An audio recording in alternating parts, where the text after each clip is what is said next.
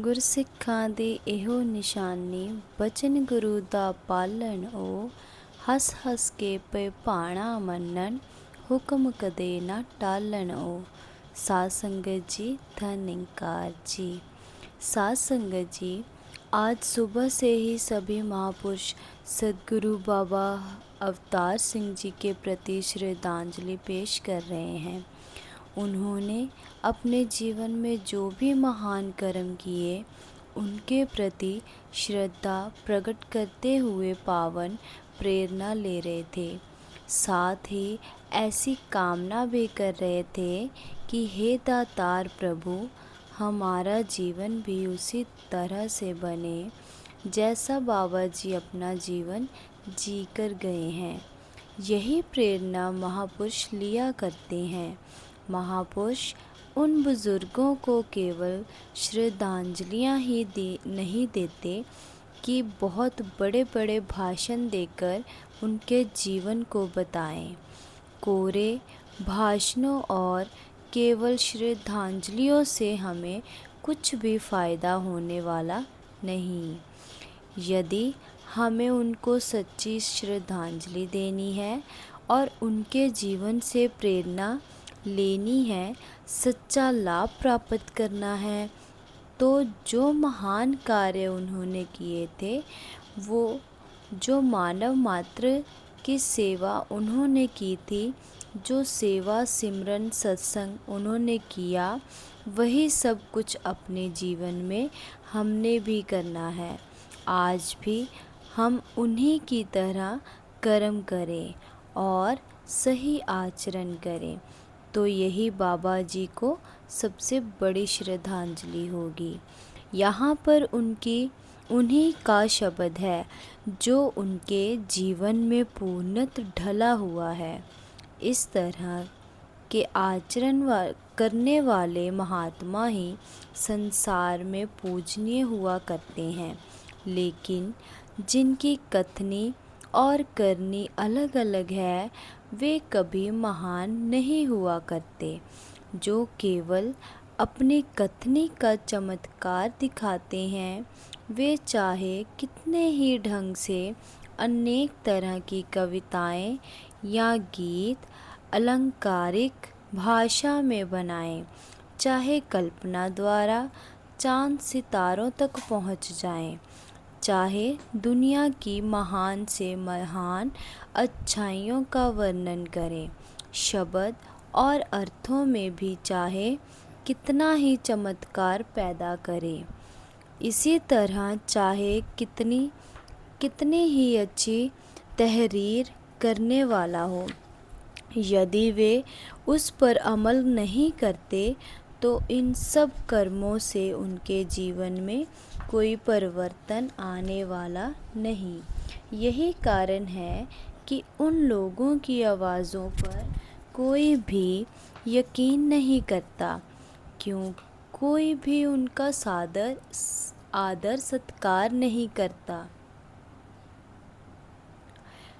हर कोई यही कहेगा कि ये खुद तो अपने कहे हुए पर आचरण करते नहीं हैं और दूसरों को समझाते हैं।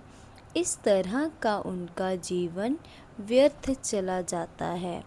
भक्त महात्मा जो भी कहते हैं, वह उनकी आवाज़ बन जाती है, उनकी कहानियाँ बन जाती हैं।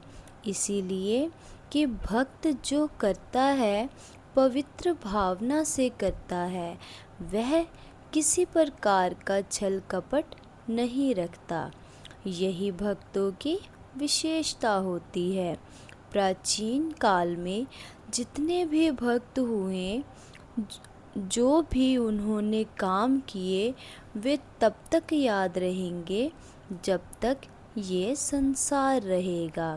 जैसे पुराने वक्त में श्री गुरु नानक देव जी महाराज ने 20 रुपए में सच्चा सौदा संतों के साथ किया, यानी साहब की उसी महानता को आज हम सच्चा सौदा कहते हैं। हमारे मुख से बार बार यही आवाज़ निकलती है कि श्री गुरु नानक देव जी बड़े महान थे, जिन्होंने संत महात्माओं की सेवा की और आजीवन मानव मात्र पर उपकार किया। क्या श्री गुरु नानक देव जी के वक्त में धन्य सेठ और अमीर नहीं थे? निश्चिंत ही थे। क्यों? क्या उन्होंने दान पुण्य में लाखों रुपए खर्च नहीं किए होंगे? जरूर ही बहुतों ने अपनी मर्जी के कर्म कांडों में असंख्य धन खर्च किया होगा, लेकिन आज इतिहास में उनका नाम नहीं आता कि वे महान परोपकारी थे। गुरु साहिब के बराबर तो क्या, उनके एक साधारण गुरसिख जितनी भी महानता उन सेठों को ना मिल सकी, क्या कारण था? जब श्री गुरु नानक देव जी को 20 रुपए का सच्चा सौदा करके ही अनंत महिमा मिली, तो उन लाखों रुपए दान पुण्य व कर्म कांड में लगाने वाले सेठों को वह महिमा क्यों नहीं मिली? उनको तो थोड़े से हिस्से के बराबर भी महिमा नहीं मिल सकी। स्पष्ट है कि उन सेठों का वह कर्म श्रद्धा सहित एवं सच्चे निशाने पर ना होकर गलत निशाने पर था। उनके पास केवल पाप का धन था और खर्च करने के लिए जगह चाहिए थी, और उन्होंने उसे खर्च कर डाला। लेकिन दिली मोहब्बत के अभाव में उन्हें सच्ची भक्ति ना मिल सकी और वे महान ना बन सके। जो लोग सच्चे हृदय से मन वचन कर्म से एक होकर दिली भाव से दातार प्रभु से प्रीत करते हैं, जिनका उद्देश्य यही है कि हर इंसान से प्रेम करना है और परोपकार करना है, जिनके हृदय में ना को बैरी ना ही बेगाना, सगल संग हमको बन आई की पवित्र भावना है, वही सच्चे भक्त और सच्चे गुरसिख हुआ करते हैं। उन्हीं की संसार में पूजा हुआ करती है। भक्त जो भी करता है परमार्थ की भावना से करता है, वह हृदय से इतना उद्धार होता है कि विश्व कल्याण की भावना रखता है और वैसा ही शुद्ध आचरण करता है। वह इस बात से हरदम डरता है कि किसी इंसान का, किसी भी प्राणी का किसी भी हालत में मुझसे बुरा ना हो, इसलिए वह मन से दुरुस्त, वचन से मीठा और कर्म से उज्जवल होता है। उसे किसी से ना तो ईर्ष्या होती है और ना ही घृणा। वह कभी भी अश्लील और अभद्र शब्दों को इस्तेमाल नहीं करता। वह मान अपमान से भी रहित होता है। निंदा तो वह कभी भूल कर भी नहीं करता, ना ही किसी की जिंदगी में वह खलल डालता है। वह नाजायज़ के हक में कभी भी नहीं होता। जैसे प्रकाश कभी भी अंधकार से ईर्ष्या आदि नहीं करता और ना ही कभी वैर भावना रखता है, कोई ऐसी गुस्ताखी भी प्रकाश नहीं करता कि वह अंधकार के टक्कर से लेता है, लेकिन वह तो केवल चमक जाता है, अपनी रोशनी फैला देता है, तो अंधेरा खुद ब खुद ही हट जाता है। संसार में आज तक जितने भी पीर पैगंबर संत महात्मा हुए, उन्होंने ऐसा ही किया है कि वे अपना काम करते रहे और संसार वाले अपना काम करते रहे। हाँ, यह अलग बात है कि विश्व कल्याण एवं मानव मात्र की भलाई को ध्यान में रखकर उन्होंने अपनी जुबान से सच्चाई के रास्ते से उल्ट चलने वालों को सच्चाई के रास्ते की जानकारी अवश्य कराई। दिखावे की भक्ति वालों को सच्ची भक्ति का उपदेश दिया। ऐसा नहीं कि उन्होंने महात्मा को किसी ईर्ष्या दी या वे किसी की निंदा करना चाहते थे या अपने द्वारा अपनाया गया मार्ग और धर्म का ढंग किसी पर थोपना चाहते थे। ऐसा बिल्कुल नहीं है। उन्होंने जो कुछ कहा सहज कहा, रोब दबाव से नहीं। संसार में भिन्न भिन्न रुचियों के लोग रहते हैं।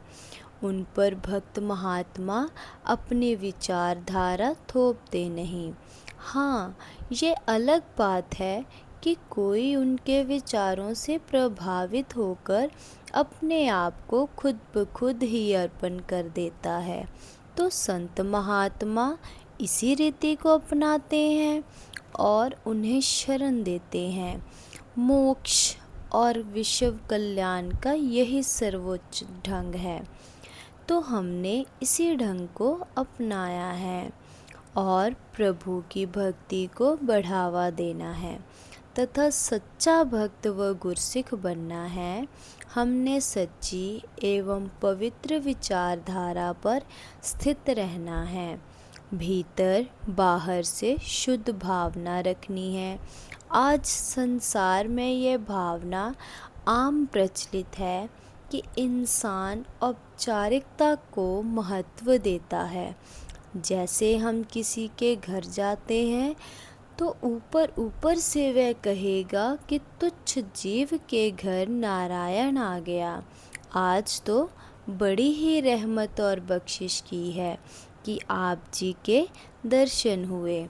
पलके बिछाने की सी भावना प्रदर्शित करेगा, लेकिन यह सब कुछ हृदय से नहीं होगा। वहाँ तो यह भावना जोर पकड़े होती है कि यह कब मेरे घर को खाली करके जाएगा और कब मेरी इनसे जान छूटेगी। कहीं ऐसा ना हो कि इस पर 2-4-10 रुपये खर्च करने पड़ जाएं, फिजूल खर्च हो जाए। आम संसार में यही भावना प्रबल है। ऐसी भावना हमें सुख एवं आनंद नहीं देती, क्योंकि मन में दबी हुई की भावना रखने वाला इंसान कभी नहीं सुखी होता। इसीलिए हम इस तरह की भेद भावना से बचना है। भेद भावना संसार में बड़े बड़े युद्धों के कारण बन जाती है, परेशानियों का कारण बन जाती है, अच्छे भले मानव का जीवन दुर्भर कर देती है। ऐसी भावना ही फिरका परस्ती की भावना पैदा रखती है, संकीर्णता को जन्म देती है, मानवता का पतन करती है।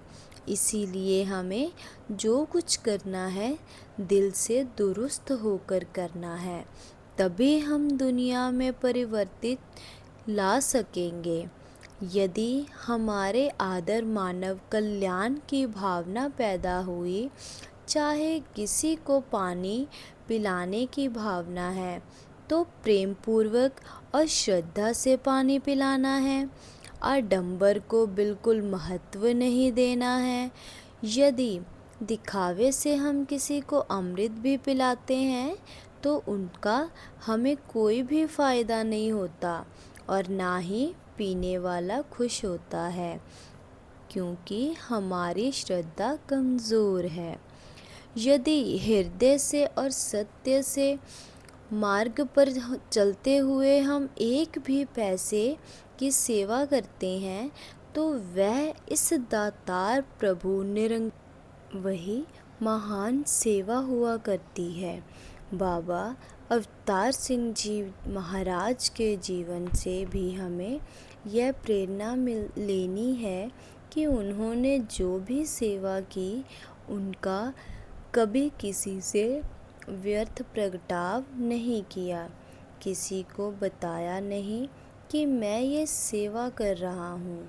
शुरू से ही उनके जीवन के बारे में आप जानते हैं कि किस तरह उन्होंने बाबा बूटा सिंह जी की अपने घर में रखकर सेवा की और उनका हर तरह का खर्च उठाया, लेकिन किसी को पता तक नहीं लगने दिया, किसी को बताया भी नहीं कि मैं सेवा कर रहा हूँ। मैंने सेवा की है। कभी भी यह नहीं माना कि मैं कुछ करने वाला हूँ। वे तो हरदम यही मानते थे कि सब कुछ बाबा जी की ही कृपा से हो रहा है। वे ही सब कुछ देने वाले हैं। दास तो खुद सद्गुरु की रहमत से सब कुछ प्राप्त कर रहा है। ऐसी भावना से ही वे सेवा करते रहे। हमें भी इसी प्रकार सेवा करनी चाहिए, चाहे सेवा तन मन धन किसी की भी हो, लेकिन हमें निष्काम भाव से करनी चाहिए। हमारे अंदर यह भावना नहीं होनी चाहिए कि हमें कोई बहुत अच्छा कहे, हमें दानी कहे, हमें धर्मात्मा कहे, हमें बड़ा उदार माना जाए, बड़ा महान माना जाए। इसी तरह की भावना का लेश मात्र भी हमारे अंदर नहीं होना चाहिए। जो इंसान अपने आप को सबका दास समझता है, उसी को महानता मिलती है। यही सबसे बड़ी विशेषता सद्गुरु बाबा अवतार सिंह जी महाराज में थी। उसी को हमें अपनाना है। उनके जीवन में कभी चाहे कितना ही कठिन काम आया, कैसा भी काम सामने आया, कभी नहीं सोचा कि यह काम मुझे नहीं करना चाहिए, यह काम छोटा है, वह काम बड़ा है, तुरंत कर डाला। आप जानते हैं कि उन्होंने इसी कोठी में जब कहीं भी कोई गंदगी फैली हुई देखी, चाहे वह निष्ठा ही क्यों ना पड़ी हो, चाहे और कोई काम हो, वे कभी भी ऐसे कामों के लिए किसी का इंतज़ार नहीं करते थे कि किसी झाड़ू आदि के लिए कोई सेवादार आए, झाड़ू वाला जमादार आदि आए तो ये साफ होगा। ऐसा उन्होंने कभी नहीं सोचा, क्योंकि करने योग्य किसी भी कर्म में वे नीच ऊंच की भावना नहीं मानते थे, ना ही छोटे बड़े कामों का हिसाब मानकर वह एक काम करने वाला छोटा और दूसरे को करने वाला बड़ा है, ऐसा वे कभी नहीं मानते थे, बल्कि सब इंसानों को एक मानवता की भावना से देखते थे, समदृष्टि से देखते थे। इसीलिए वे खुद की नालियों में पानी डालकर लकड़ी आदि से नाली का कूड़ा सरका देते थे और नाली साफ कर देते थे। यह सब कहने का भाव यही है कि हमें गुरसिक्खी की कथनी ही नहीं कथनी, बल्कि जो जैसा भाषण देना है, कथनी भी करनी है, वैसा ही कर्म भी करना है।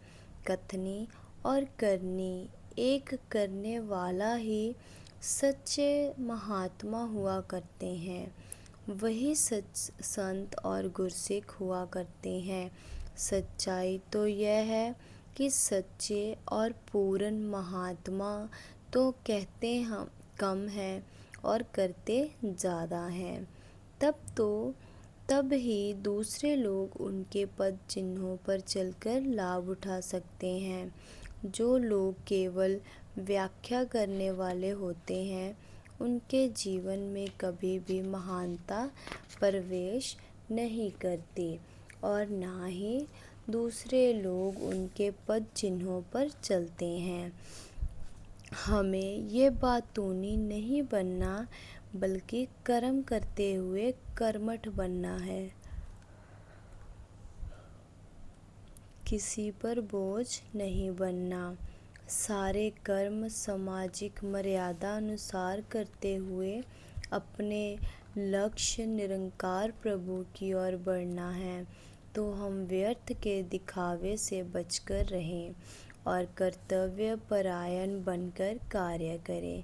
जैसे माता की गोद में उनका अपना बच्चा होता है, वह कई बार गोद में ही निष्ठा कर देता है, गंदगी फैला देता है, लेकिन माता अपने बच्चों से घृणा नहीं करती, बल्कि वह उसे अपना कर्तव्य समझकर तुरंत ही साफ कर देती है और बच्चे को फिर से गोदी में लेकर प्यार करने लगती है। लेकिन जब दूसरे का बच्चा उसी माता की गोद या घर के आंगन में विष्ठा करता है और गंदगी फैलाता है, तो वह एक सामान्य औरत की भांति घृणा भी करती है और क्रोध भी। उनका नाक भर आता है और वह छी छी करेगी, दुख महसूस करेगी।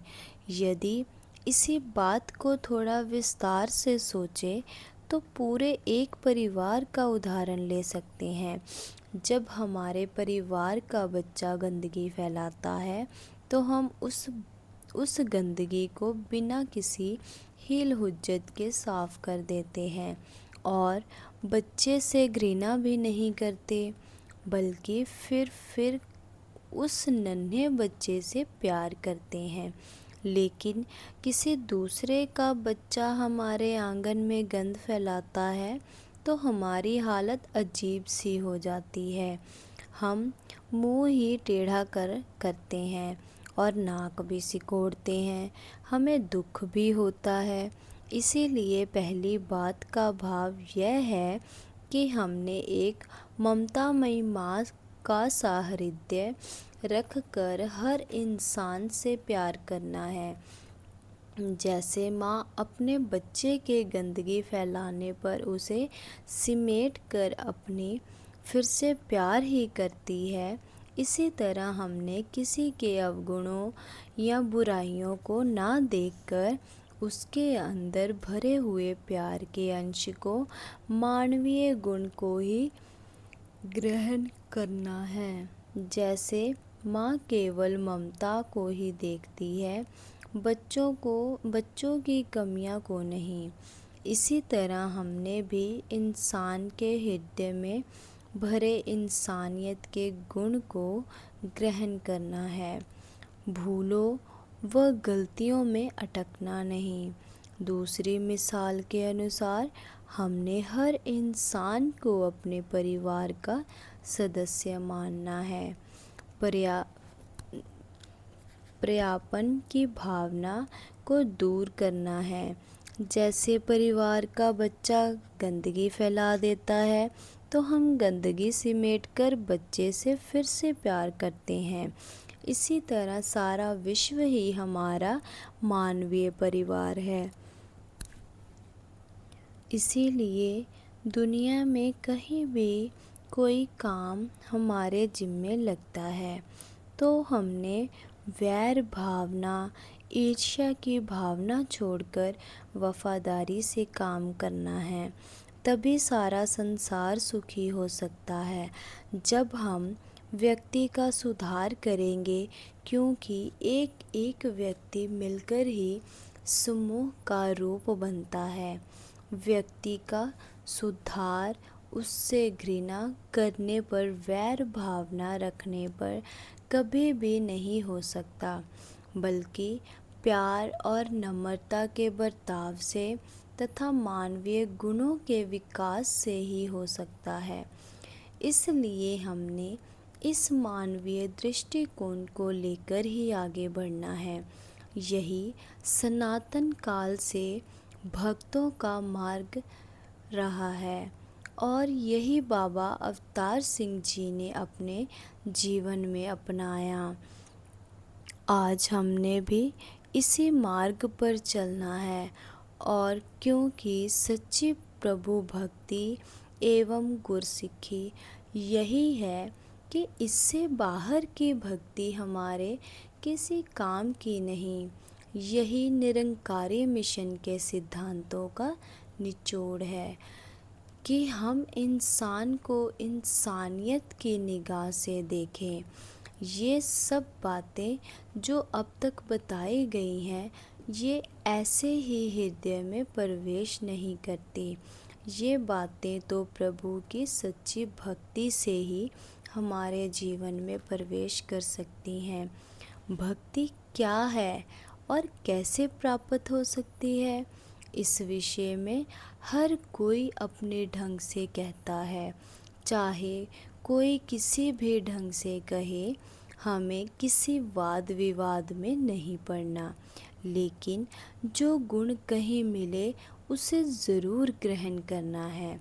वैसे भक्ति ईश्वर के प्रति पूर्ण समर्पण और सच्चे प्यार का नाम है। इसमें सेवा और श्रद्धा भी आती है, ज्ञान और कर्म भी आता है। इसका माध्यम पूरा सद्गुरु ही होता है। इसीलिए सद्गुरु का सच्चा सिख बनने पर ही भक्ति पनपती है, और सच्चे गुरसिख की यह निशानी होती है कि वह अपने सद्गुरु के वचनों का ज्यों का त्यों पालन करता है। जो गुरु के हुक्म से बाहर आचरण करे, वह कभी भी गुरसिख कहलाने का अधिकारी नहीं होता। उनकी यह निशानी भी नहीं है कि वह बहुत बड़ा विद्वान हो, वह बहुत अच्छा गायक हो और अच्छे अच्छे गीत गाने से ही गुरसिख होता है। बड़े बड़े भाषण दे देता है तो यह गुरसिक्खी का कोई प्रमाण नहीं है। इसका मतलब यह भी नहीं है कि विद्वान गायक या वक्ता गुरसिख नहीं हो सकता। गुरु की आज्ञा सत सत कर मानने वाला ही गुरसिख होता है। उसी की महान महत्ता बताई गई है, उसी को महान बताया गया है। लेकिन जो गुरु के आदेश को नहीं मानता, श्रद्धा नहीं रखता, विश्वास नहीं रखता, सेवा नहीं करता, वह ऊपर से चाहे कितनी ही चापलूसी करता रहे, कितनी ही बनावटी बातें बनाता रहे, वह ना गुरु को भाता है और ना ही कभी पूरा गुरसिख ही कहला सकता है। यह नियम हर जगह लागू होता है। हम किसी चीज़ को जितनी महत्ता देते हैं, उधर से हमारे लिए वैसी ही बरकत होती है। जैसे सच्चा पुत्र वही होता है जो अपने पिता की आज्ञा मानता है, चाहे वह पुत्र रंग रूप व इलम में कैसा ही हो। लेकिन जो पिता की आज्ञा नहीं मानता, वह चाहे और कामों में कितना ही महान हो, बहुत अच्छा चाहे उसका व्यक्तित्व हो, चाहे कहीं पर उसका आदर मान भी होता रहे, चाहे वह यह भी कहे कि मैं अपने पिताजी की बड़ी इज्जत करता हूँ। साथ संगत जी, प्यार से कहना धन्यवाद।